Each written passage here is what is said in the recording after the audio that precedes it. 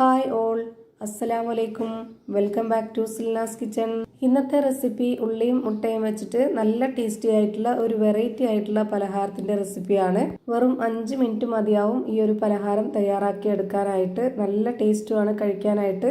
നല്ല ക്രിസ്പി ആയിട്ട് മൊരിഞ്ഞ നല്ല ടേസ്റ്റി ആയിട്ടുള്ള ഒരു പലഹാരമാണ്. കുട്ടികൾക്കും വലിയവർക്കും എല്ലാവർക്കും ഇഷ്ടാവും. അതുകൊണ്ട് തന്നെ വീഡിയോ സ്കിപ്പ് ചെയ്യാതെ മുഴുവനായിട്ടൊന്ന് കണ്ടു നോക്കണേ. റെസിപ്പിയിലോട്ട് കടക്കുന്നതിന് മുമ്പായി സിൽനാസ് കിച്ചൺ ചാനൽ ആദ്യമായിട്ട് കാണുന്നവരാണെങ്കിൽ പ്ലീസ് ഒന്ന് സബ്സ്ക്രൈബ് ചെയ്തേക്കണേ. ഒപ്പം ഈ വീഡിയോസ് നിങ്ങൾക്ക് ഇഷ്ടപ്പെടുകയാണെങ്കിൽ ഒരു ലൈക്കും ഷെയറും ചെയ്ത് സപ്പോർട്ട് ചെയ്യണേ. ഇനി നമുക്ക് ഇതെങ്ങനെയാണ് തയ്യാറാക്കുന്നതെന്ന് നോക്കാം. ആദ്യം തന്നെ ഞാനിവിടെ ഒരു പാത്രത്തിലേക്ക് 2 വലിയ സവോള നീളത്തിൽ കട്ട് ചെയ്തെടുത്തിട്ട് ഇട്ട് കൊടുക്കുന്നുണ്ട്. ഈ പലഹാരം തയ്യാറാക്കി എടുക്കുന്നതിന് ഇതുപോലെ നീളത്തിൽ തന്നെ ഉള്ളി കട്ട് ചെയ്തെടുക്കണം. ഈ ഒരു ഉള്ളിയെല്ലാം ഒറ്റയായിട്ട് കിട്ടാൻ വേണ്ടിയിട്ട് നമുക്കിതുപോലെ കൈ വെച്ചിട്ടൊന്ന് തിരുമ്മിയെടുക്കാം. എന്നാലാണ് ഈ പലഹാരത്തിന് പ്രത്യേക ടേസ്റ്റ് ഉള്ളത്. ഞാനെടുത്തിട്ടുള്ള ഈ ഒരു സവോളയുടെ കണക്കനുസരിച്ചാണ് ബാക്കിയുള്ള എല്ലാ ഇൻഗ്രീഡിയൻസിൻ്റെ അളവും ചേർത്ത് കൊടുക്കുന്നത്. നിങ്ങൾ എത്രയാണോ സവോള എടുക്കുന്നത് അതിനനുസരിച്ച് കൂട്ടിയും കുറച്ചും ആ ഒരു ഇൻഗ്രീഡിയൻസിൻ്റെ അളവും കറക്റ്റാക്കി ഇട്ട് കൊടുക്കുക. ഇനി ഇതിലേക്കൊരു 2 കോഴിമുട്ട പൊട്ടിച്ചൊഴിച്ച് കൊടുക്കുന്നുണ്ട്. പിന്നെ ഇതിലേക്ക് 2 പച്ചമുളക് കട്ട് ചെയ്തതും ഇട്ട് കൊടുക്കുന്നുണ്ട്. മല്ലിയിലയും കറിവേപ്പിലയൊക്കെ ഉണ്ടെന്നുണ്ടെങ്കിൽ അതൊക്കെ ഇട്ട് കൊടുക്കാം. പിന്നെ ഇതുപോലെ ഒരു സ്പൂൺ അളവിൽ 2 സ്പൂൺ വെളുത്തുള്ളി, ഇഞ്ചി, പെരിഞ്ജീരകം ഒന്നിച്ച് ചതച്ചത് ഇട്ട് കൊടുക്കുന്നുണ്ട്. പെരിഞ്ജീരകം മുഴുവനെ ഉള്ളത് കൊണ്ടാണ് ഞാൻ ഇതിൻ്റെ കൂടെ ഒന്നിച്ച് ചതച്ചത്. പൊടി ഉണ്ടെന്നുണ്ടെങ്കിൽ പൊടി ഇട്ട് കൊടുത്താലും മതി. ഇനി ഒരു 2 സ്പൂൺ അളവിൽ ചിക്കൻ മസാലപ്പൊടി ഇട്ട് കൊടുക്കുന്നുണ്ട്. ഇനി 1.5 സ്പൂൺ അളവിൽ മുളക് പൊടിയാണ് ഇട്ട് കൊടുക്കുന്നത്. ഓരോരുത്തരുടെ എരിവിനനുസരിച്ച് കൂട്ടിയും കുറച്ചൊക്കെ ഇട്ട് കൊടുക്കുക.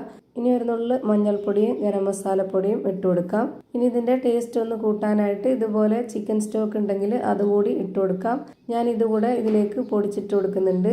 ഈ പലഹാരത്തിൻ്റെ പ്രത്യേകത എന്ന് പറയുന്നത് ഇതുപോലെ ചിക്കൻ സ്റ്റോക്കും ചിക്കൻ മസാലപ്പൊടിയും മുട്ടയൊക്കെ ചേരുന്നത് കൊണ്ടാണ് ഭയങ്കര ഒരു വെറൈറ്റി ടേസ്റ്റ് കിട്ടുന്നത്. ഇനി ഇതിലേക്ക് ആവശ്യത്തിന് ഉപ്പിട്ട് കൊടുക്കാം. ചിക്കൻ സ്റ്റോക്കിൽ കുറച്ച് ഉപ്പുണ്ട്, അപ്പോൾ അതിനനുസരിച്ച് നോക്കിയിട്ട് വേണം ഉപ്പിട്ട് കൊടുക്കാനായിട്ട്. ഇനി ഇതുപോലെ കൈ വെച്ചിട്ട് ഇതെല്ലാം നന്നായിട്ടൊന്ന് യോജിപ്പിച്ചെടുക്കാം. ഇനി ഇതിലേക്ക് വേറെ പൊടികൾ കൂടി ചേർത്ത് കൊടുക്കാനുണ്ട്. അതിന് മുന്നായിട്ട് ഈ ഒരു ഉള്ളിയും ഈ ഒരു മിക്സും എല്ലാം കൂടെ നന്നായിട്ടൊന്ന് യോജിപ്പിച്ചെടുത്താലേ എല്ലാം ഒരു കറക്റ്റ് പരുവത്തിനും ടേസ്റ്റിലേക്ക് കിട്ടുള്ളൂ. ഇനി ഇതിലേക്ക് ഇട്ട് കൊടുക്കാനുള്ളത് 1/2 കപ്പ് അളവിൽ കടലമാവാണ്.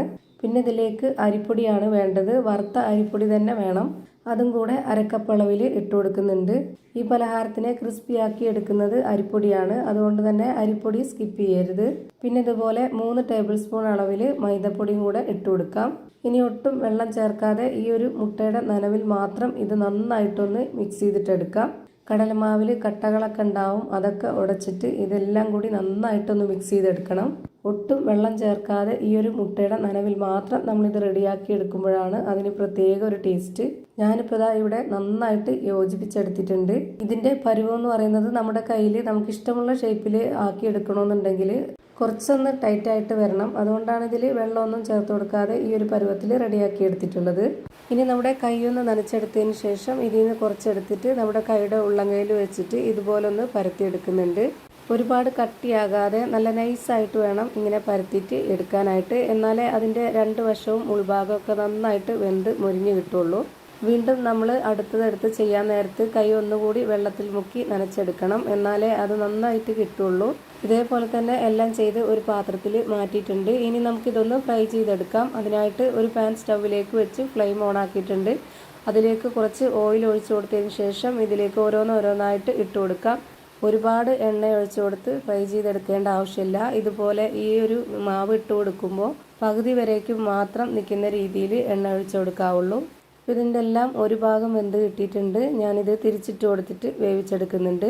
മീഡിയം ഫ്ലെയിമിൽ ഇട്ട് കൊടുത്തിട്ട് വേണം ഇത് വേവിച്ചെടുക്കാനായിട്ട്. ഒരുപാട് ഫ്ലെയിം കൂട്ടി വെക്കരുത്. ഫ്ലെയിം കൂട്ടി വെച്ചാൽ ഉള്ളി കരിഞ്ഞു പോകും. ഇതിൻ്റെ എല്ലാം 2 സൈഡും വെന്ത് കിട്ടിയിട്ടുണ്ട്. ഇനി നമുക്കിത് എണ്ണയിൽ നിന്ന് കോരി മാറ്റാം. ഇതേപോലെ തന്നെ എല്ലാം ഫ്രൈ ചെയ്ത് ഞാനൊരു പാത്രത്തിലേക്ക് മാറ്റിയിട്ടുണ്ട്.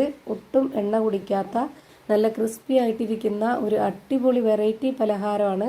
ഇതിൻ്റെ അകം എങ്ങനെയാണ് ഇരിക്കുന്നതെന്ന് അറിയാനായിട്ട് ഞാനിതൊന്ന് പൊട്ടിച്ച് കാണിച്ചു തരാം. അപ്പോൾ ഇത്രയേ ഉള്ളൂ ഇന്നത്തെ വീഡിയോ ഇഷ്ടമായാൽ ലൈക്ക് ചെയ്യാനും കമൻറ്റ് ചെയ്യാനും ഷെയർ ചെയ്യാനും മറക്കരുത്. അതുപോലെ തന്നെ ഞാനിടുന്ന പുതിയ വീഡിയോസ് നോട്ടിഫിക്കേഷനായിട്ട് കിട്ടുന്നതിന് വേണ്ടി സബ്സ്ക്രൈബ് ചെയ്ത് ബെല്ലൈക്കൺ അമർത്തി അതിൽ ഓൾ എന്ന ഓപ്ഷൻ എനേബിൾ ചെയ്ത് കൊടുക്കാനും മറക്കരുത്. പുതിയൊരു വീഡിയോയുമായി വീണ്ടും വരും. Thank you for watching.